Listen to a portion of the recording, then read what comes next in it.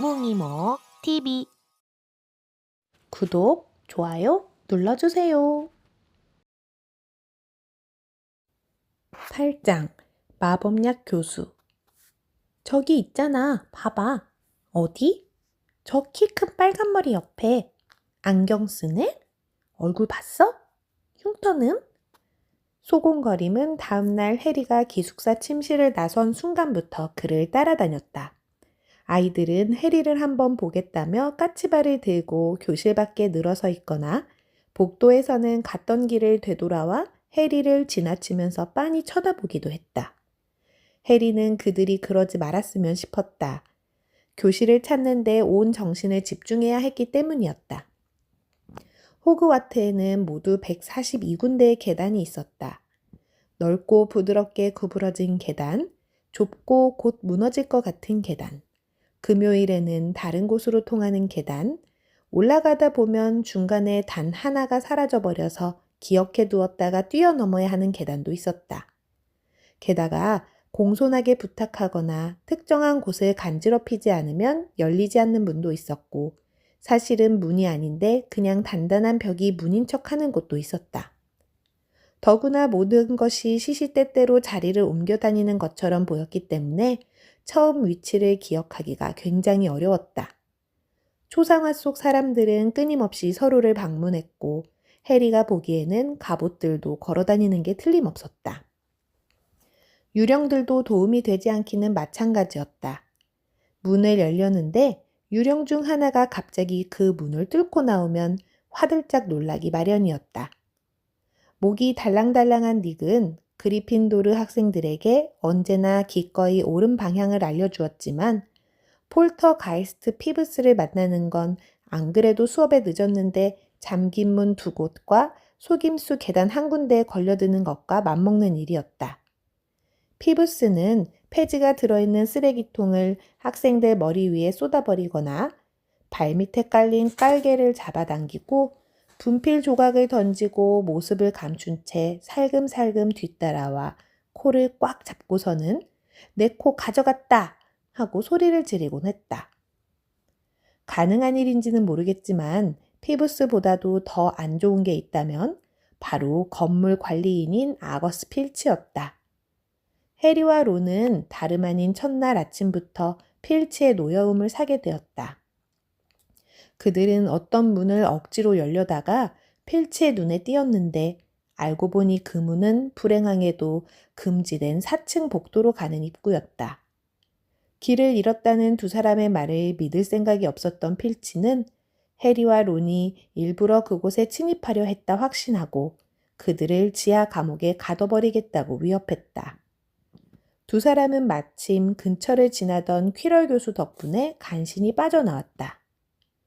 필치한테는 노리스 부인이라는 이름의 고양이가 한 마리 있었다.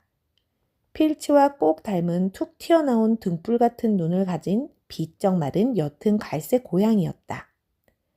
노리스 부인은 혼자서 복도를 순찰하고 다녔다. 규칙 하나라도 어기거나 조금이라도 선을 넘는 행동을 했다간 노리스 부인이 필치에게 빠르게 달려갈 테고 2초쯤 뒤에 필치가 씩씩거리며 나타날 것이었다. 필치는 누구보다도 교내의 비밀 통로를 잘 알고 있었기에 여느 유령들만큼이나 갑자기 나타날 수 있었다. 학생들 모두 필치를 끔찍이 싫어했으며 노리스 부인을 제대로 한번 걷어차주는 것이 많은 학생들의 간절한 바람이었다. 이 모든 장애물을 통과해 일단 교실을 찾는다고 해도 그 수업 자체가 또 하나의 난관이었다. 머자나 해리는 마법에는 마법 지팡이를 휘두르며 우스꽝스러운 단어 몇 마디를 내뱉는 것보다 훨씬 많은 일이 필요하다는 것을 알게 되었다. 학생들은 매주 수요일 자정마다 망원경을 가지고 밤하늘을 연구하며 다양한 별 이름과 행성의 움직임을 배워야 했다. 일주일에 3번은 성체 뒤에 온실에 가서 스트라우트 교수라는 땅딸만한 여자 마법사와 함께 약초학을 공부했다. 약초학 시간에는 온갖 기이한 식물 및 버섯들을 돌보는 방법과 그 용도를 배웠다. 가장 지겨운 수업을 꼽는 건 어렵지 않았다. 유령이 가르치는 유일한 수업인 마법의 역사였다. 교무실 난로 앞에서 잠들었던 그날 밤에도 이미 나이가 굉장히 많았던 빈스 교수는 다음 날 아침 자신의 시체를 내버려 두고 수업을 하러 갔다. 학생들이 이름과 날짜를 받아 적으며 사악한 에머릿과 괴짜 어릭을 헷갈려 하는 동안 그는 낮은 목소리로 말을 이어갔다. 일반 마법 선생인 플리트윅 교수는 교탁 너머를 보려면 책을 쌓아놓고 그 위에 서야만 하는 키가 아주 작은 남자 마법사였다. 플리트윅은 첫 수업을 시작하면서 출석을 불렀는데 해리의 이름을 부를 차례가 되자 흥분한 듯 높은 소리로 꽥꽥거리다가 넘어져 보이지 않게 되었다. 맥고나걸 교수는 역시 어딘가 달랐다. 함부로 거슬러서는 안 되는 교수일 거라는 해리의 생각이 맞았다. 엄격하고 똑부러지는 성격의 맥고나걸 교수는 학생들이 첫 수업에 들어와 자리에 앉자마자 훈계부터 했다. 변환 마법은 여러분이 호그와트에서 배우게 될 마법 가운데 가장 복잡하고 위험한 마법에 속합니다. 그녀가 말했다. 내 수업 시간에 말썽을 피우는 학생은 누구든 그 즉시 교실을 떠나 다시는 돌아오지 못할 겁니다. 미리 경고했어요. 그런 다음 맥고나걸 교수는 자기 책상을 돼지로 바꾸었다가 원래대로 돌려놓았다. 학생들 모두 매우 깊은 인상을 받았기에 얼른 마법을 시작하고 싶어 안달이 났지만 가구를 동물로 바꾸는 일은 아주 오랜 시간이 지난 뒤에야 할 수 있다는 사실을 곧 깨달았다. 학생들은 복잡한 필기를 잔뜩 한 다음 각자 성냥개비를 하나씩 받아 바늘로 바꾸는 연습을 시작했다. 수업이 끝날 때쯤에는 오직 헤르미온느 그레인저만이 성냥을 어떤 형태로든 바꿔놓을 수 있었다. 맥고나걸 교수는 성냥이 어떻게 완전히 은색으로 또 뾰족하게 변했는지를 학생 모두에게 보여주고 헤르미온느에게 좀처럼 짓지 않는 미소를 지어 보였다. 모두가 정말로 고대하던 수업은 어둠의 마법 방어법이었지만 퀴럴의 수업은 우스갯소리나 다름없는 것으로 밝혀졌다. 그의 교실에서는 마늘 냄새가 심하게 났는데 사람들은 퀴럴이 루마니아에서 만난 뱀파이어가 당장이라도 자기를 잡으러 올까봐 겁을 먹고 놈을 쫓으려고 그렇게 한 것이라고 했다. 퀴럴은 그의 터번이 골치 아픈 좀비를 쫓아준 대가로 아프리카의 어느 왕자가 준 감사의 선물이라고 했지만 학생들은 그 이야기를 확실히 믿을 수가 없었다. 일단 셰이머스 피니건이 좀비와 어떻게 싸웠느냐고 기대에 차서 묻자 퀴럴이 얼굴을 붉히고 날씨 이야기를 늘어놓기 시작했던 것이다. 또 학생들은 퀴럴의 터번 근처에서 이상한 냄새가 난다는 것을 알아챘는데 위즐리 쌍둥이는 그것이 퀴럴이 어디에 가든 자기 몸을 지키려고 터번 안을 마늘로 가득 채웠기 때문이라고 주장했다. 해리는 자신이 다른 학생들보다 한참 뒤처지는 건 아니라는 사실을 알게 되어 무척 마음이 놓였다. 먹을 가족 출신도 많았는데 그들은 해리와 마찬가지로 자기들이 마법사라는 사실을 여태껏 전혀 몰랐다. 배울 게 너무 많아서 론 같은 아이들도 처음부터 많이 앞서 나가지는 못했다. 해리와 론에게 금요일은 중요한 날이었다. 마침내 두 사람은 한 번도 길을 잃지 않고 대연회장까지 아침을 먹으러 갈 수 있었다. 오늘 수업은 뭐지? 해리가 포리지에 설탕을 부어 넣으며 론에게 물었다. 마법야 영광이야. 슬리데린 애들이랑 같이 들어야 한대. 론이 말했다. 스네이프는 슬리데린 기숙사 담임 교수야. 사람들 말로는 슬리데린 애들을 편애한다는데 조금 있으면 그 말이 사실인지 알 수 있겠지. 맥고나걸 교수님도 우리를 편애했으면 좋겠다. 맥고나걸 교수는 그리핀도르 기숙사 담임 교수였지만 어제만 해도 전혀 봐주는 거 없이 엄청난 숙제를 내주었다. 바로 그때 우편물이 도착했다. 지금은 해리도 익숙해졌지만 첫날 아침 식사 시간에는 100마리쯤 되는 부엉이와 올빼미가 갑자기 대연회장에 쏟아져 들어와 주인을 찾을 때까지 식탁 위를 빙빙 돌다가 그들의 무릎 위에 편지와 소포를 떨어뜨리는 걸 보고 조금 충격을 받았다. 헤드위그는 지금까지 해리에게 아무것도 가져다 준 적이 없었다. 그냥 가끔씩 날아와 해리의 귀를 잘근잘근 깨물거나 토스트를 조금 떼어 먹은 다음 부엉이장으로 돌아가 학교의 다른 부엉이 올빼미들과 함께 잠을 잤다.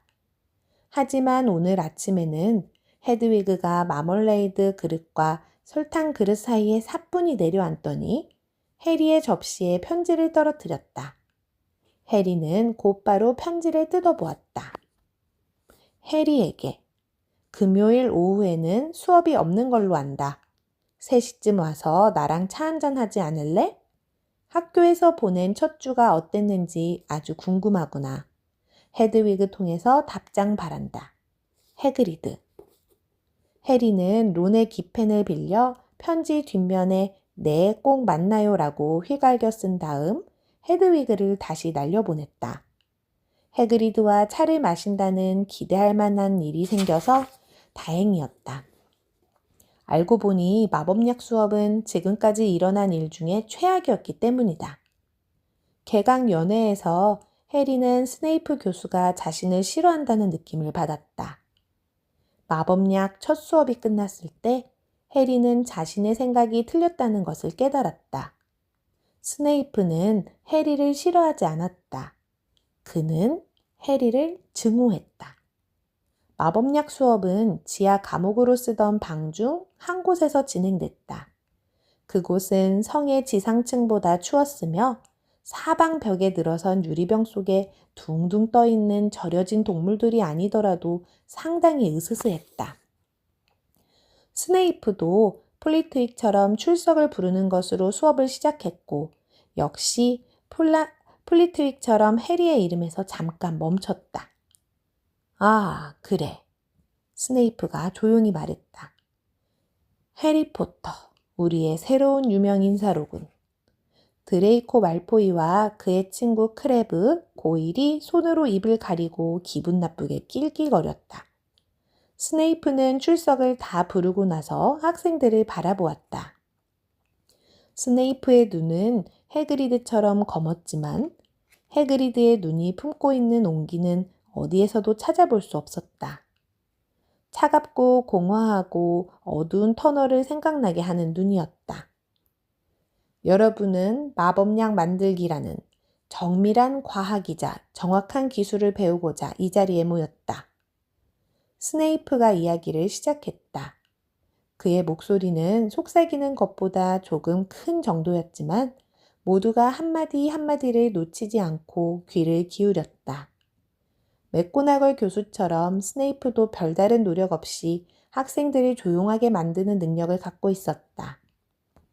이곳에서는 멍청하게 지팡이나 휘두를 일이 별로 없으므로 너희 중 다수는 이게 마법이라는 것을 믿기 힘들 것이다.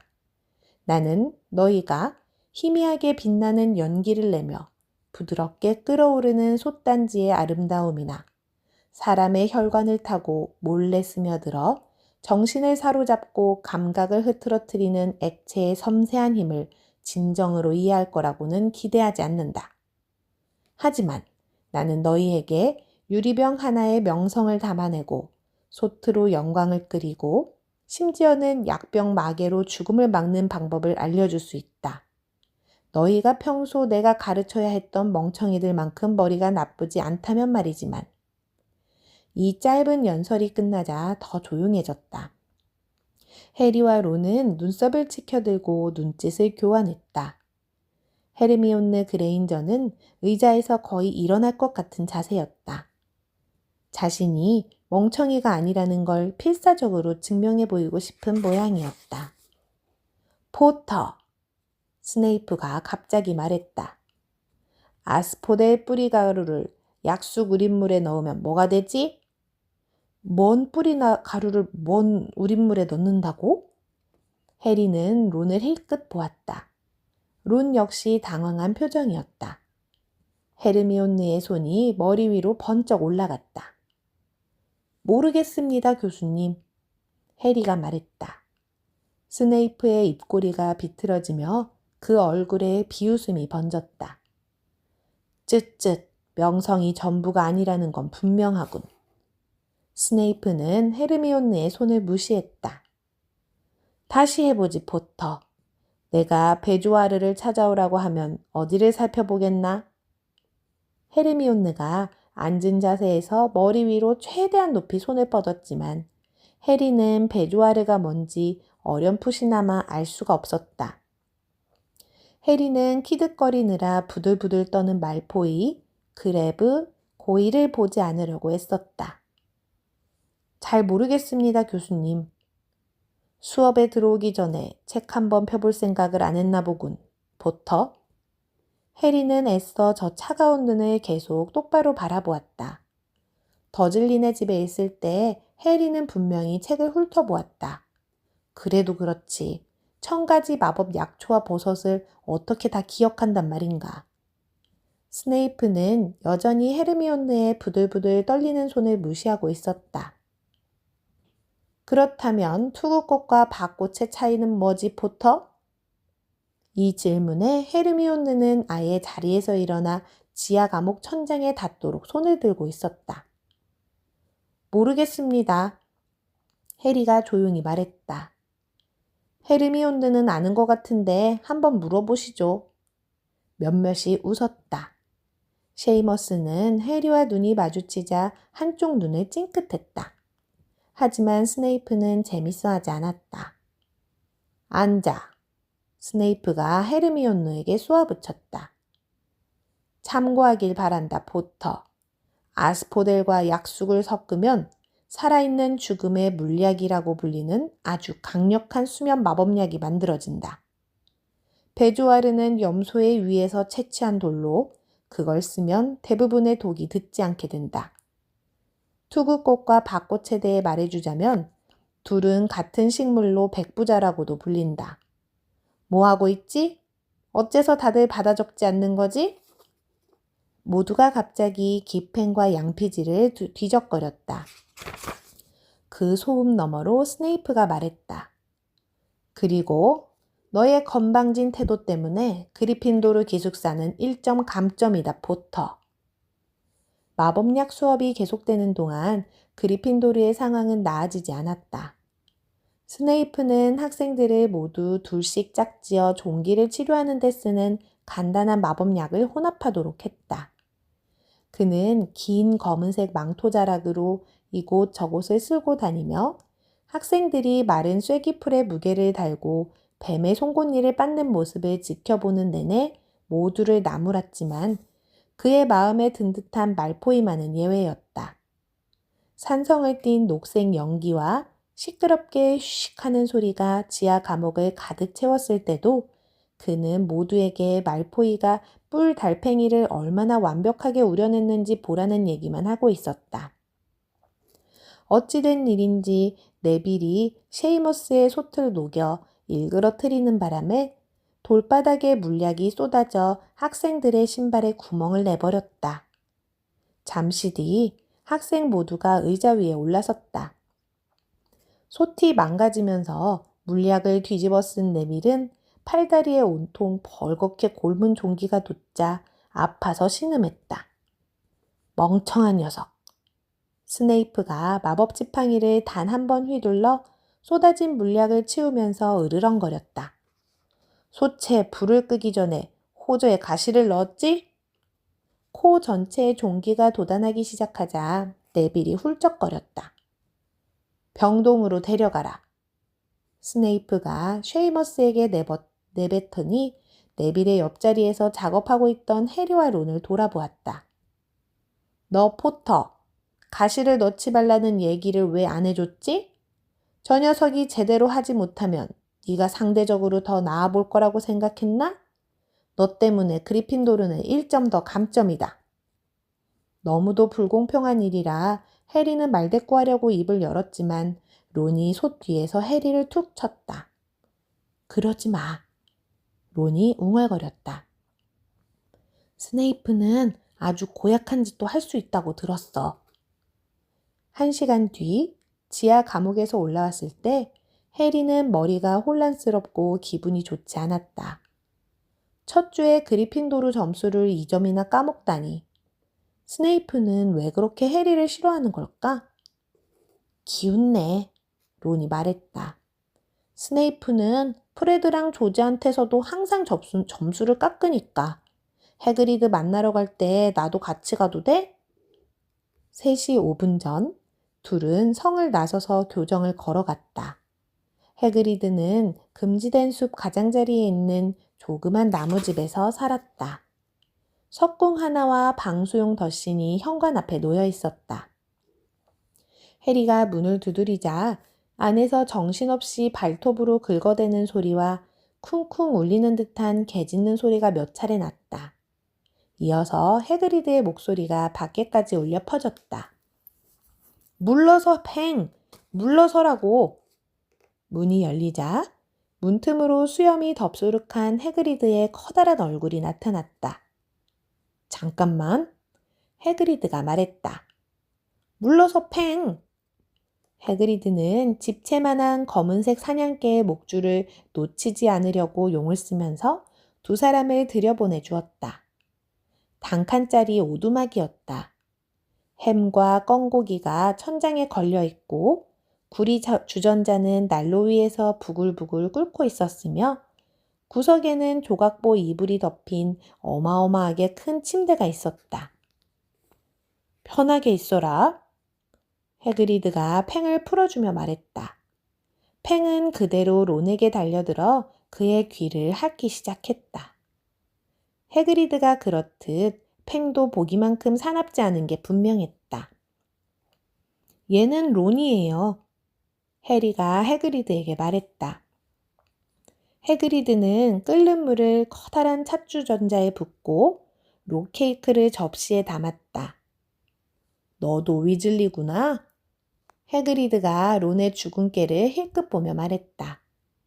나는 네 쌍둥이 형들을 금지된 숲 밖으로 쫓아내느라 인생의 반을 보냈다. 롯케이크를 먹다가 이가 부러질 뻔했지만 해리와 론은 마시는 척하면서 첫 수업에 대해 온갖 이야기를 늘어놓았다. 팽은 해리의 무릎에 머리를 올려놓고 로브를 온통 침으로 적셨다. 해그리드가 필치를 그 재수없는 늙은이라고 부르자 해리와 론은 즐거웠다. 그리고 그놈의 고양이 노리스 부인 말이야. 언젠가 팽한테 한번 소개해주고 싶어. 내가 학교에만 가면 그놈의 고양이가 어디든 나를 졸졸 따라다닌다니까. 도저히 따돌릴 수가 없어. 필치가 그러라고 시킨 거야. 해리는 스네이프 수업에 대해서도 이야기했다. 론이 그랬듯 해그리드도 해리에게 걱정하지 말라고 말했다. 스네이프는 어떤 학생이든 그다지 좋아하지 않는다면서. 하지만 저를 정말로 증오하는 것 같았어요. 말도 안 돼. 그럴 이유가 있겠냐? 하지만 해리는 해그리드가 그 말을 하면서 그의 눈을 피했다는 생각을 떨칠 수가 없었다. 너희 형 찰리는 어떻게 지내냐? 해그리드가 론에게 물었다. 그 녀석 참 마음에 들었는데 동물들하고 아주 잘 지냈거든. 해리는 해그리드가 일부러 화제를 돌렸는지도 모른다고 생각했다. 론이 찰리가 하는 용 관련 일을 시시콜콜 늘어놓는 동안 해리는 탁자 위 찻주전자 덮개 아래 놓여있던 종이 조각을 집어들었다. 예언자 일보에서 잘라낸 기사였다. 그린고츠 침입사건 최신 속보. 지난 7월 31일 그린고츠에서 발생한 침입사건에 대한 수사가 지속되는 가운데 많은 사람이 이 사건으로 밝혀지지 않은 어둠의 마법사의 소행이라고 믿고 있다. 오늘 그린고츠의 고블린들은 해당 금고는 실제로 침입이 있던 날 이미 비어 있었다면서 도난당한 물품은 아무것도 없다고 주장했다. 오늘 오후 그린고츠의 고블린 대변인은 그 금고에 무엇이 보관되어 있었는지는 알려줄 수 없으니 괜한 참견은 안 하는 게 좋을 거요. 라고 말했다. 기차를 타고 오면서 론이 누가 그린고츠를 털려 했다는 얘기했던 게 기억났다. 하지만 그때 론은 날짜는 말하지 않았다. 해그리드, 저 그린고츠 침입 사건 제 생일에 일어난 일이었어요. 우리가 저기 가 있는 동안 사건이 일어났는지도 모르겠네요. 이번에는 틀림없었다. 해그리드는 확실히 해리의 눈을 피했다. 그는 뭐라고 툴툴거리더니 해리에게 롯케이크를 하나 더 권했다. 해리는 다시 기사를 읽어보았다. 해당 금고는 실제로 침입이 있던 날 이미 비어 있었다. 작고 지저분한 꾸러미를 꺼내는 것도 금고를 비우는 것이라 할 수 있다면 그날 해그리드는 713번 금고를 비웠다. 그게 바로 도둑들이 찾는 물건이었을까? 저녁을 먹으러 성으로 돌아가는 해리와 론의 주머니는 예의 바른 마음에 도저히 거절할 수 없었던 롯케이크의 무게로 측 늘어져 있었다. 여태까지 들은 어떤 수업도 해그리드와 마신 차 한 잔만큼의 생각거리를 던져주지 못했다. 해그리드가 때마침 그 꾸러미를 가지고 나왔던 걸까? 그 꾸러미는 지금 어디에 있을까? 그리고 해그리드는 스네이프에 관해 해리에게는 알려주고 싶지 않은 뭔가를 아는 걸까?